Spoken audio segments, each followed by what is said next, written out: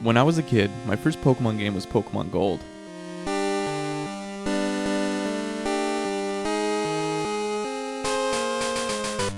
I love this game to death. I even learned how to read by playing it and asking my mom what every word was. Needless to say, this game was a huge part of my life. The huge amount of Pokemon, getting to explore not only Johto but the Kanto region too, leveling up only my starter to level 100 and nothing else. This game has shaped who I am today. Fast forward a few years, maybe when I was like 9 or 10, I got Pokemon Ruby from a friend. Still love this game to this day, but it's not as nostalgic to me as Pokemon Gold was. But I loved all the new Pokemon in it, and now that I'm thinking about it, it probably has the best designed Pokemon of all time. I couldn't really put my finger on it, but I could feel my interest in Pokemon get lower and lower as I got older. After all, Pokemon is a kid's game, right? You can't really do Pokemon for adults or even teens. And that's when I saw a trailer for a new Pokemon game. There's a place where shadow Pokemon thrive, and the only way to prevail is to get them on your side. Pokemon Colosseum. You can reserve your copy now of this epic 3D adventure and receive a free bonus disc, which includes the key to unlock Jirachi, a preview of the new Pokemon movie, and an inside look at the game. Coming March 24th to Nintendo GameCube, rated E for everyone. Pokemon Colosseum. A 3D Pokemon adventure taking place in the Orre region. The cool characters and edgy tone in this game is what got 12-year-old me back into Pokemon. I mean, it had everything an edgy 12-year-old could want. Kidnapping, evil Pokemon, terrorism, dark themes, and Sephiroth? I mean, what 12-year-old kid doesn't love Sephiroth? He's cool as hell. I knew I had to have this game and I didn't care what it took. There was only one problem. I didn't own a GameCube. And back then, they were expensive. And my family was poor. Like really poor. So knowing Santa Claus and his infinite power, I told my mom to tell Santa that's what I wanted. A Nintendo GameCube and Pokemon Colosseum. Christmas soon rolled around and sure enough, I got my first GameCube and Pokemon Colosseum under the tree. I don't know how my family was able to afford this, but Mom, if you're watching this, thank you. And I played the absolute hell out of this game. It might be my favorite Pokemon game of all time, or even my favorite game of all time, who knows. I'm not sure why, but we'll get into the bottom of it in this video. In this video, I will be going through everything that I love about Pokemon Colosseum, as well as stuff that makes it, not so great. But more so than not, this video is a love letter to the game I love so much and still play to this very day. We'll be going through the story, the characters, the music, and of course, the bad things. And trust me, there's quite a bit of bad things in this game. Let's start. Unlike most mainline Pokemon games, in Colosseum, you don't collect 8 badges and fight the Elite Four. In conventional Pokemon games, taking care of the evil team is sort of like a side objective in the game. But no, in Pokemon Colosseum, this game is all about the evil team. You play as the cool as a cucumber Wes, an ex-Team Snag'em member. Team Snag'em is a team that steals other people's Pokemon. They'll be more important later, but for now, let's talk about the Snag'em machine. The very first cutscene after you start a new game is amazing. We see Wes, the anti-hero protagonist, blow up part of Team Snag'em's base to steal their Snag'em machine. I love the absolute poop-eating grin Wes has here. He's so cool. So already, this isn't your average run-of-the-mill Pokemon game. The main character blows up stuff and commits terrorism. And blowing up stuff is cool. This isn't something your normal Pokemon game protagonist would do. Right away, we get to see that Wes is built different. We get to see Wes drive away in his machine and make his way with his Espeon and Umbreon to the outskirts dam. You probably already know how the story goes, so I won't get too into it, but it's pretty good. Great, actually. It's refreshing to see a Pokemon story with such a dark atmosphere and an evil team that's, actually evil. I don't really have much to say otherwise for the story. I mean, it's a Pokemon game, so it's pretty easy to follow, with a minor twist at the end that most people could see coming from a mile away. And spoiler alert, if you haven't played this game before and you're watching this video for some reason, the Holly Jolly Mayor you know and love as Escade is actually one of the heads of the criminal syndicate Team Cypher. I say one of the heads instead of the head because the actual head of Cypher is only in Pokemon XD, Greevil. Although I think Greevil makes for a better final boss, I think Escade makes for a pretty good and interesting villain. And if you played Colosseum before XD, you can see that Greevil will be the bad guy as soon as you meet him, because Colosseum and XD basically have the same story, albeit one is very short compared to the other. And let's talk about that too. The length of the game is pretty short. Let's put it in terms of level. The level your Pokemon start at are 26 and 25. And the final boss's Pokemon cap at level 61. Usually in Pokemon games, your starter starts at level 5, so the 20 level gap to get to level 25 is effectively skipped. HowLongToBeat.com says it takes 24 hours to beat, but I think that's a bit of a stretch. If you skip all the purifying and some unrequired battles, it'll probably take you closer to 10 to 15 hours. Or at least it did when I was recording this video. Oh, and by the way, if you don't know what Shadow Pokemon are already, Shadow Pokemon are Pokemon that are being used for wrongful acts that have the door to their hearts locked shut. This is a process that the Cipher Corporation does to use the Pokemon for evil. Collecting all the Shadow Pokemon is one of the main goals of the game. To sum it up, the story is fine, perfectly adequate for a Pokemon game. I like the grunginess of the game, and I wish it was longer, but overall the game makes up for this in a lot of different ways. Let's talk about the locations next, and why I like them so much, since it's a big part of the story.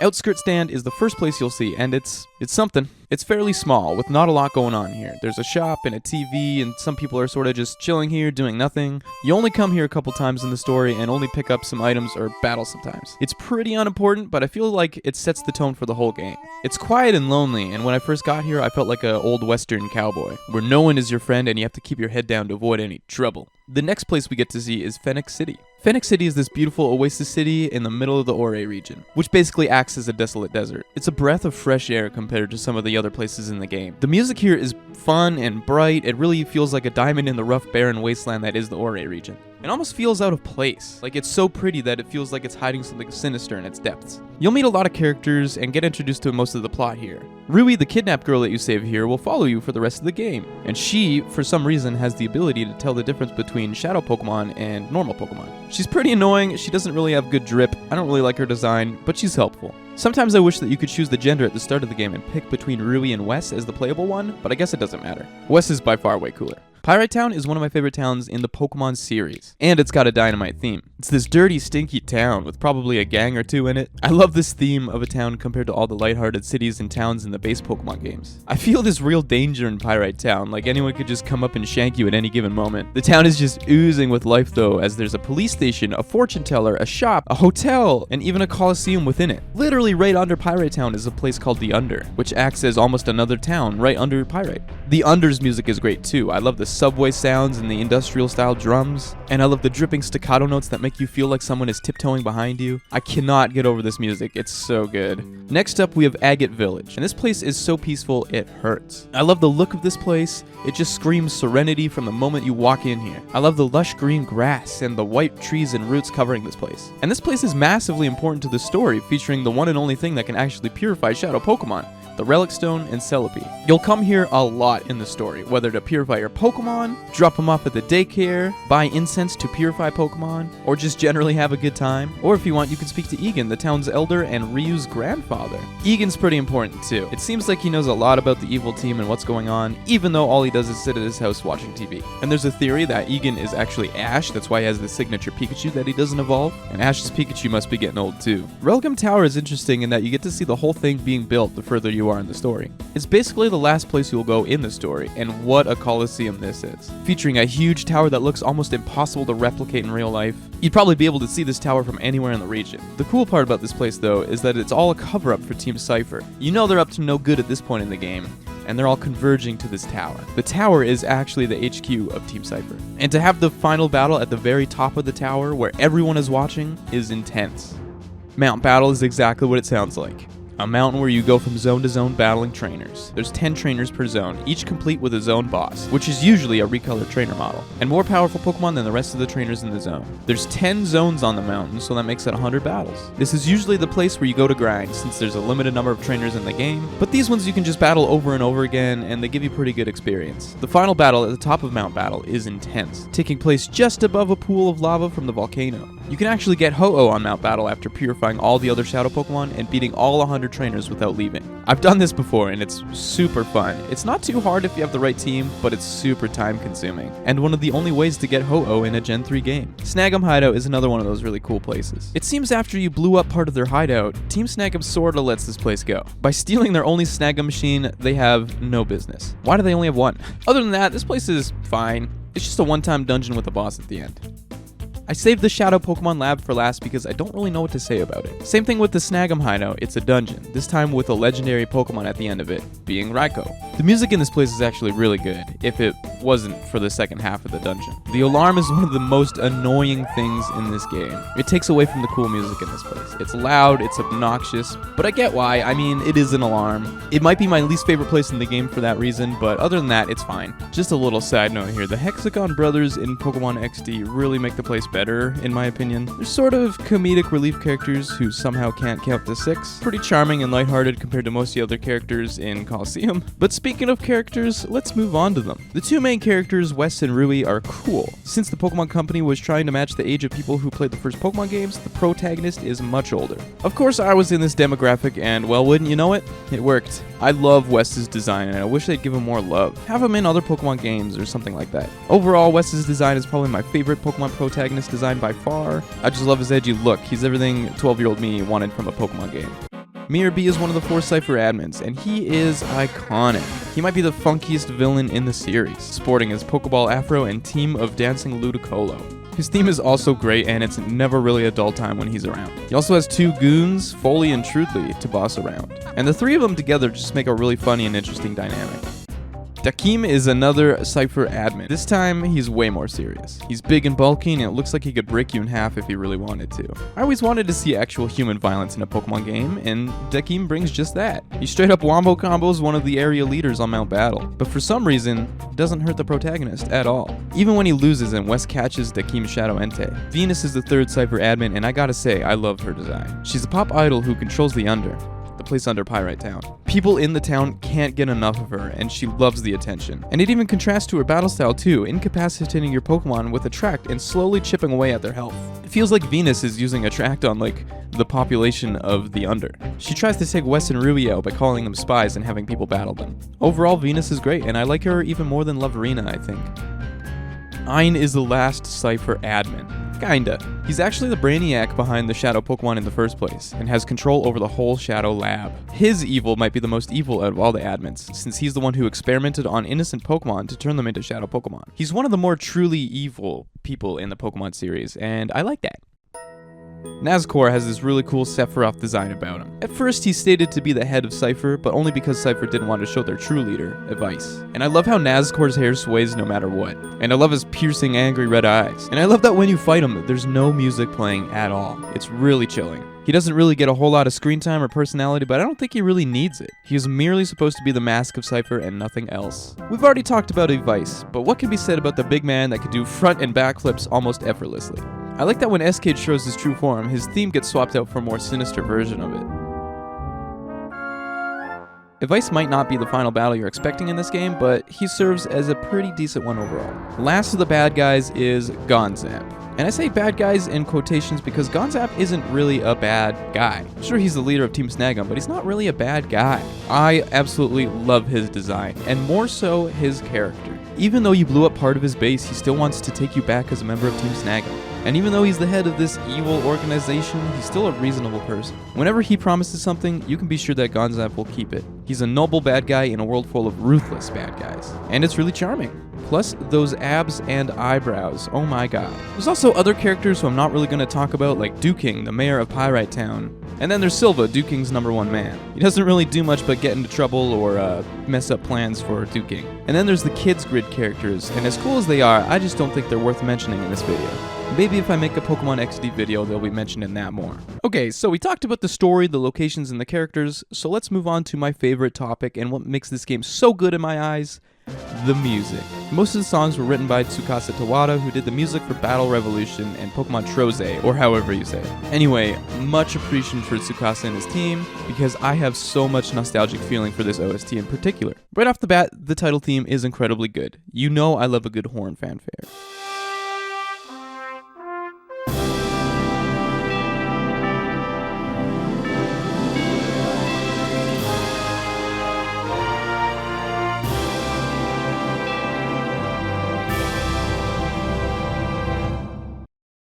The main menu theme is so simple and good that I can listen to it hours on end. I love the plucking of the guitar and the matching bass line, it just all works out so perfectly. It's catchy and the piano just adds so much to it.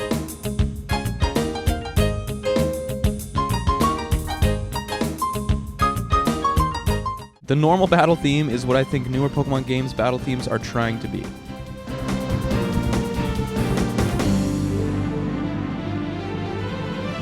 I love the kit that they use for the drums in this song. It doesn't overcomplicate itself like I feel like the newer games' battle themes do, and I feel like Pokemon Colosseum's battle theme is more catchy than the other ones.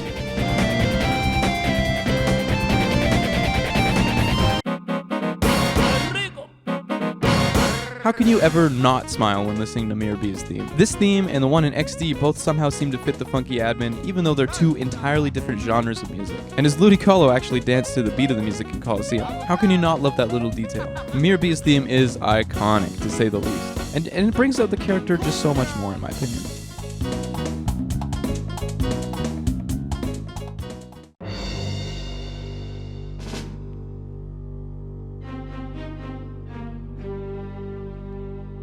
The Cypher admin battle is so tense, and the first time you hear this theme is against Dakeem, so the stakes feel really high. And I love it when it goes into this crazy, I don't know, the only way I can explain it is like evil carnival music, but whatever, it goes hard.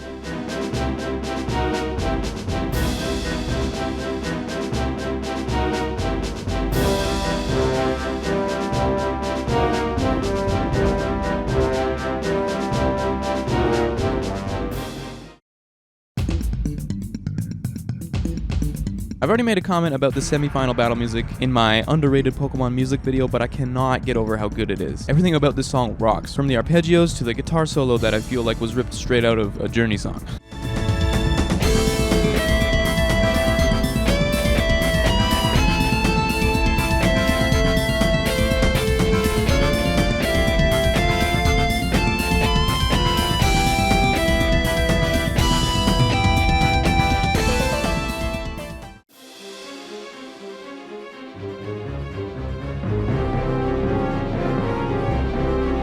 And then finally, there's the final battle theme. If the crowd cheering for you didn't get you hyped, this song will. I can't believe how well this captured Escade's character, more so Escade's because it doesn't really feel like an evil boss theme, more like a triumphant, I'm gonna do this vibe. Either way, I love it.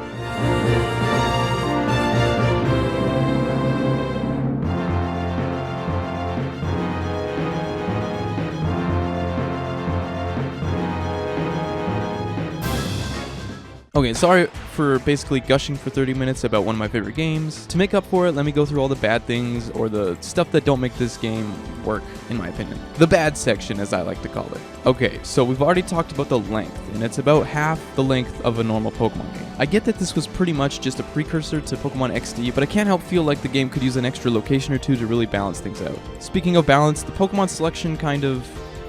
well, it sucks. It's mostly Gen 2 Pokemon, which at first doesn't seem too bad. But you have to know, some Generation 2 Pokemon are the weakest Pokemon in the series. This game is hard, not because of the AI or trainer Pokemon choice or anything, but it's because there's only like a handful of Pokemon to choose from, and the teams that you can make in this game are pretty limited. Your team's probably going to end up looking like this. And here's another gripe while we're at it. Purifying Shadow Pokemon sucks, and it takes way too long. People's major issue with the game is the purifying process. Basically, if you want to purify a Pokemon, you need to open the door to its heart. This can be done in several ways: walking around with it, putting it in the daycare, battling with it, or most effectively, giving it massages. These all take a pretty decent chunk of time though, with more powerful Pokemon taking longer to purify. The legendary dogs take around 50 Vivid Cents to purify, and each Vivid Cent costs 1,200 Pokédollars, which is about 60,000 Pokédollars if you want to purify one Pokemon. The best way to purify all the Pokemon is basically making the controller run for you and sort of rubbing yourself in this corner until their gauges go all the way down. Swap all 6 Pokemon out and repeat until all 49 Shadow Pokemon are purified. Just leave your game running overnight and it does the work for you. My last personal gripe with the game is the trainer names. They make no sense at all. I feel like the translation team just sort of mashed their keyboard together to pick some of these names. And it's weird because some of the names are so close to being good names, like normal names. I feel like you could make a whole video fixing all the names in Pokemon Colosseum. Anyway, that's sort of just a really minor nitpick, but let's wrap this up. All in all, this game might not be perfect. I mean, what game is? But it really does hold a strong place in my heart, be it from nostalgia or just sheer enjoyment. I won't rest until Pokemon Colosseum gets a remake or a sequel of some kind. I'm tired of the Pokemon Company pretending Pokemon Colosseum never existed when it was such an amazing game for its time. And for my time, I'm out of here. I want to hear about you though. What are your thoughts on Pokemon Colosseum? Is it better than XD? Do you have any personal gripes with it like I do with the names? Let me know down in the comments. This has been my sort of love letter to this game, and I hope there's people out there like me who love the gritty Pokemon style. Thank you for watching, and later skaters.